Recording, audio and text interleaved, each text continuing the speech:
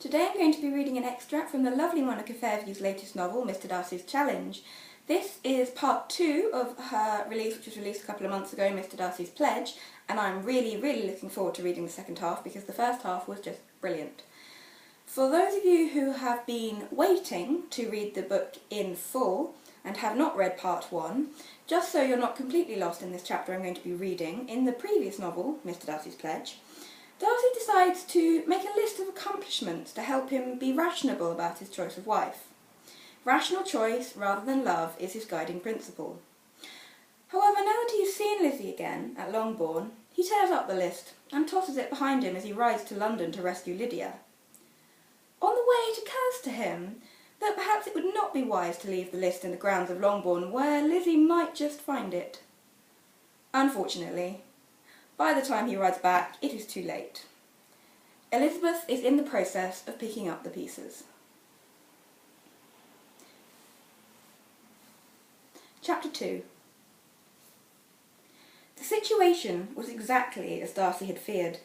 The white, incriminating pieces of paper lay on the path, clearly visible, and Elizabeth was bending down to pick them up and fitting the pieces together. Darcy prayed for a sudden downpour that would wash away the ink, but the heavens did not oblige. It was vexing to think that he had just come from a muddy field while the bridle way was perfectly dry. Meanwhile, Elizabeth bent down to pick up several pieces of the paper and held them together. He raced towards her in a desperate effort to prevent her from reading them. "Why, Mr. Darcy?" said Elizabeth, looking up, her cheeks dimpling as he approached. "You appear to be riding in the opposite direction from London. Have you perchance lost your way?" She put her bonnet on her head and shielded her eyes from the sun to look at him. He had been so intent on reaching her that he had not thought of a possible response to that question. The sight of Elizabeth, after all of his recollections, was in itself enough to make him tongue-tied. Having to come up with an explanation for riding towards Longbourn rather than away from it proved entirely beyond his ability.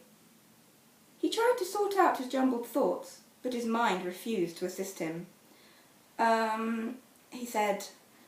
It was as much as he could say. "I did not mean to challenge you, sir. I was merely curious," said Elizabeth, laughing. "Your secrets are your own to keep. I will not attempt to ferret them out." Secrets? Why was she speaking of secrets? When he was doing what he could to prevent her from discovering the list. Did she already suspect something? If so, he had to distract her. This sense of purpose enabled him to find his tongue, as well as a creditable explanation. "I have no secrets," he said. "I was on the verge of taking the London road when I recalled that I had not asked for your uncle's address. I intend to call on the Gardiners when in town." He felt guilty for lying, but he could think of nothing better. Of course, he knew exactly where the Gardiners resided. He had paced outside their house on Gracechurch Street and even knocked on their door. A shadow came over his face, and the laughter disappeared. "That is very kind of you, sir," she said, looking pained. "But as you know, my aunt and uncle are very preoccupied with the whole business, and will very likely not be receiving anyone until the matter is resolved." Now he had unintentionally upset her. He felt an irresistible impulse to alight from the horse and draw Elizabeth to him to comfort her. He struggled to bring the impulse under control.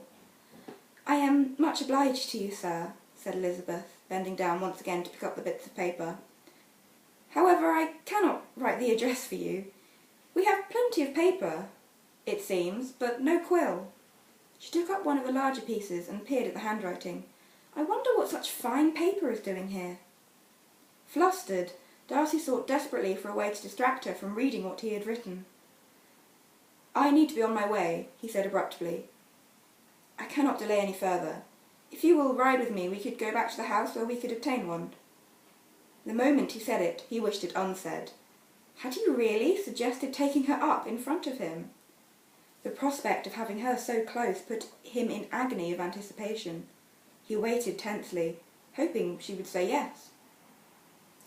She looked at the horse uncertainly. "Do you ride, Miss Bennet?" "I am a poor rider," she said. I prefer to walk." The sense of disappointment was intense, but he acknowledged to himself that it would have been madness to have her so close. It would have stretched his self-discipline too far.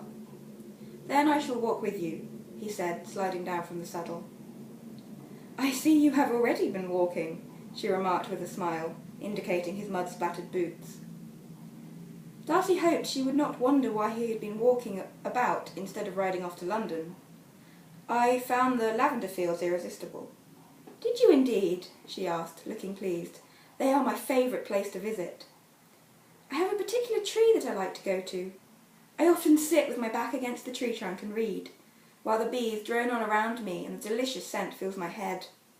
It is my secret hideaway when I need to escape from home. I am glad that you like the fields as well." For now, they were in perfect accord. He cherished this moment in which Elizabeth spoke to him freely, her expression unguarded. "Perhaps one day I shall come back and we could visit the field together," he said, envisioning a holding of hands or even a kiss. "Then you shall have to bring a book to read, for I shall insist on silence." The vision dissipated. As you may recall, we both share a love of books. Now that he was on the ground, he took up the opportunity to pick up several of the papers closest to him. She observed him in astonishment. "There is no call for you to do this, Mr. Darcy." "I noticed them from a distance. They are an ugly blot on the pristine landscape." "I did not realise you were so particular." "Allow me to assist you in that case." She moved to help, but he shooed her away. "Miss Bennet, I beg you, leave this to me." She did not insist, but took out the pieces in her hand and smoothed them out. "Your mother seems to be taking the situation ill," he said, seeking to draw her attention away. "Very ill indeed, and she is likely to make us all ill." She kicked an acorn with her foot and watched it as it skidded down the path. "Though in truth I can hardly blame her. The situation is very grave indeed, and I do not think anything can be made of it." "You must not be too hasty to reach that conclusion," he said. "I am sure a solution will be found, and that will enable her to be married." "What, and have Wickham be for ever a part of this family?" She paused to consider it. "Yet that could be the best possible outcome to an impossible situation. My foolish sister can have no idea of the pain she has caused." He thought of Georgiana and her near brush with Wickham. "She is but 15. She does not think of the consequences," said Darcy consolingly. "She is more like a child of 2, needless of others and free with her tantrums." She gave him a quick look. "But I must not burden you with what is, after all, a family affair. Let us talk of better things. These pieces of paper, for example." As she peered closely at them, his palms grew slick. "You happened upon me when I was reading someone else's writing. I am afraid I am guilty of being wickedly inquisitive. However, I cannot repent because I am too excessively diverted," she said. "This person has itemised his requirements for a wife. Can you conceive of such a thing? Quite as if he meant to prepare a plum pudding or a blancmange. I cannot conceive what kind of person would do such a thing." At any moment now, she would put 2 and 2 together and produce Fitzwilliam Darcy. If she did, all would be lost. After everything that had happened, she would never believe him if he said he meant none of it. What a pickle he had landed himself in. Whatever had possessed him to throw the list away on her property? How embarrassed she would be to discover that the raillery she had engaged in was focused on him. She was frowning. He could tell at any moment now it would dawn on her that it was he who had written it. A diversion was needed, desperately, but he could not imagine how he could create one without alerting her to the reason. Then a diversion came to him. It was perfect in every way, since it was what he had wished to do for a long time. He would ask her to marry him. He had planned to do so when Elizabeth was at Pemberley, only her unexpected departure had prevented him. If she accepted him, she would forget about the pieces of paper. Even if she discovered that the list was his afterwards, they could laugh at it together. She would tease him endlessly about it, no doubt, but it would not matter. because he would have her. Fortunately, he knew what to say this time. He was not unprepared, as he had been the first time. He had rehearsed his speech with Bingley's help, and had honed it until Bingley's romantic notion had been satisfied. "Miss Bennet," he said. His tone was so intense that she threw him a searching look. "I am aware that in the past I have behaved like an utter fool. You were right to chastise me when I approached you at Rosings and proposed to you. My behaviour was quite unforgivable. I desire you to know that I attach no blame to you for either your rejection or the manner of your rejection. The fault was entirely mine. I was too arrogant to consider that you might reject me. In fact, I thought it quite impossible. Knowing how determined your mother was to arrange a suitable marriage for you, I assumed that your presence in Rosings was intentional, and that you were endeavouring to attach my interest." He paused, trying to gauge her reaction. "Mr. Darcy, there is no reason to apologise," she said, biting her lower lip. "Neither has behaved well on that unfortunate occasion. I said some things I have come to regret. Let us put the incident behind us entirely. Can we not set our differences aside and be friends?" She put out her hand to him with a smile. He took it and clasped it to his heart. "I cannot forget. Every moment of our interaction is branded into my heart. You do not know how often I have relived that occasion and regretted my words. Your response is stamped into my very being." She pulled her hand away. "Mr. Darcy, you must not." He could no more help himself than he could stop the flowing of a river. Part of him knew he was making a mistake, that she was not ready yet. He wanted to stop himself, but now that he had begun, the words seemed to take on a life of their own. The speech he had prepared so carefully eluded him. It was as if all the frustration of months had chosen this moment to be released. He wanted to make her know him. He wanted to make her love him. "You must understand, Miss Bennet, I have been a selfish being all my life, in practice though not in principle. Unfortunately, as an only son, for many years an only child, I was spoilt by my parents and encouraged to think well of myself.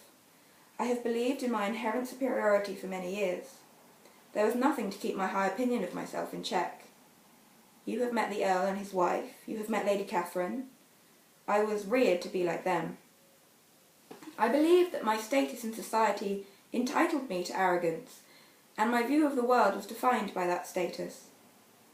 I have come to realise that not everyone shares the same perspective, and you have taught me that, dearest, most precious Elizabeth. This change I owe to you, and you alone." From her heightened colour, the quickness of her breathing, and her determined refusal to look at him in the face, he knew he had struck a chord in her. It was as he had thought. His civility to her at Pemberley, his solicitude for her aunt and uncle's welfare, as well as his marked attention to her, had reaped their rewards. What more could any young lady wish for from a gentleman of influence and position such as himself? No doubt, too, seeing the magnificence of Pemberley itself and imagining herself to be the mistress of such an estate, had a strong impact on her. A surge of triumph rose up in him and encouraged him to press on. His efforts had not been wasted. Finally, the prize was within his reach. "Do not think that my feelings have changed since that day I spoke to you at Hunsford. Rather than diminishing, they have multiplied threefold. The ardent love and admiration I feel for you then was nothing to what I feel for you now. Our time apart only served to increase my love for you. Then, that day when I saw you in the carriage with blood on your head, I was terrified that I had lost you. I wanted nothing more than to protect you. Destiny played a role in bringing us together that day." She was silent. He was driven to fervour by his own words, by the belief that the hand of fate had intervened on his behalf. "Surely you cannot deny any longer that what lies between us is a special bond, that we belong together?" he insisted. She wrapped her arms around herself and turned away, considering his words. Her familiar profile was etched against the falling darkness, a black silhouette against the orange of the setting sun. He waited with bated breath for her acquiescence. In a moment now, she would be in his arms, In a moment he would finally be able to press his lips to hers and know the happiness he had been denied so long. "Mr. Darcy," she said, "I am very flattered that your feelings for me are so strong in spite of my less than civil rejection at Hunsford. I am hardly ashamed of my response to your offer. I can only excuse myself by saying that I allowed anger to cloud my judgment. I realise I have misjudged you in the past, and I ask your forgiveness for it. I am very much in your debt for the assistance you provided me during my uncle's injury. Your consideration towards me and my relations, despite what had occurred between us, does you credit." She took a deep breath. "Now that Mr. Wickham—" She bowed her head and gazed at the ground. "Suffice it to say, I no longer believe his account of you. His falsehood and duplicity have become apparent. It was an unfortunate serendipity that brought you both to Meryton at the same time, however. I have thought about it obsessively these last days, and I still cannot understand why Mr. Wickham would have any interest in running away with my sister." Darcy frowned. Why was she invoking Wickham now? What relevance could he possibly have at this juncture? Surely she was still not under Wickham's spell. "Why must the conversation always turn around Wickham?" he said, gritting his teeth against the rush of jealousy that reared up inside him. "I must ask, as I did before, on our previous occasion, what is your interest in that gentleman? Surely, now that your sister—" "Enough," said Elizabeth, raising her hand. "I merely wish to clarify that, while your feelings have remained steadfast, so have mine, even if I now no longer give any credit to any of the poison Mr. Wickham poured into my ear. Having enjoyed your kind hospitality at Pemberley, moreover, I am more aware than ever of the falseness of his accusations. However, I am no more likely than I was before to think marriage between two such different people, with such different social positions, could have any hope for success.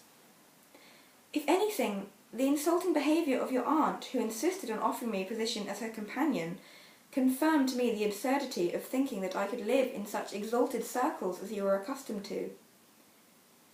And I can still neither forgive nor forget the fact that you deliberately and unrepentantly set out to cause the unhappiness of my sister, even while you pursued me yourself."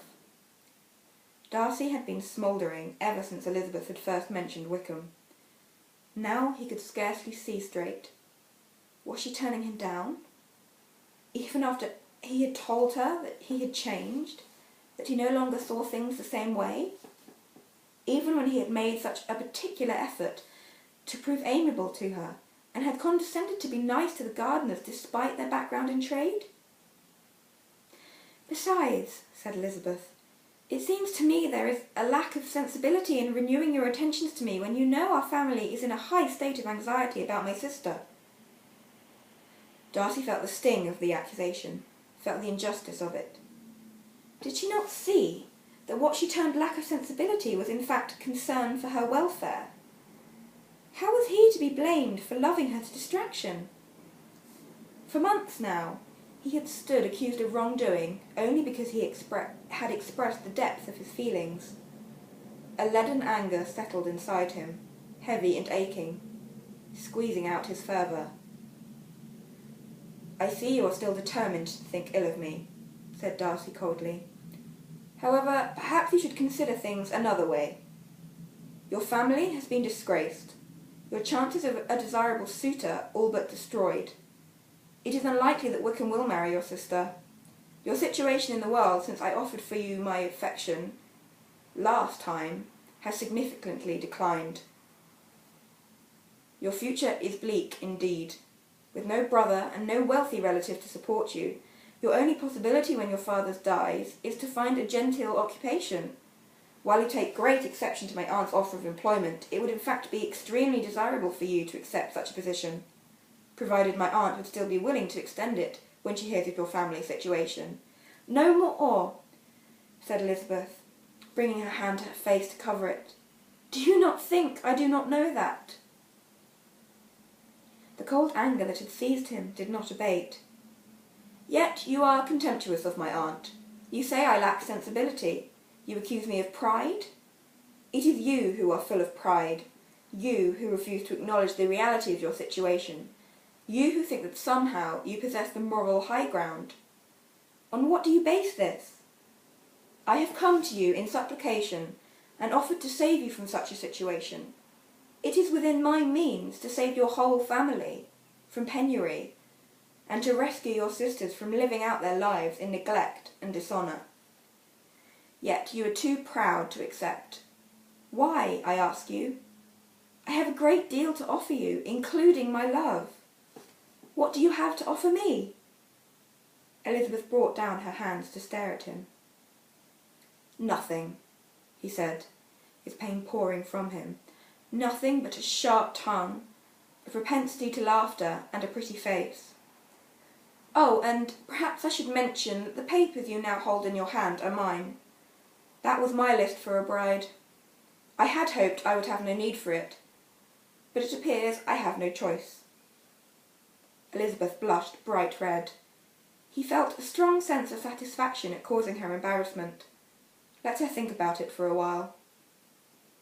I am done with you, madam. You need not fear any renewal of my attentions again. Ever. Good day to you, Miss Bennet. He bowed to her stiffly, swung up onto his horse, and turned towards London, with Elizabeth's eyes boring into his back. Oh dear, Darcy, that was a bit of a mistake, wasn't it? Well, there we go. I hope you enjoyed the chapter, and as I said, I'm really looking forward to reading part 2 of this story, and I hope that you all will enjoy the story as well.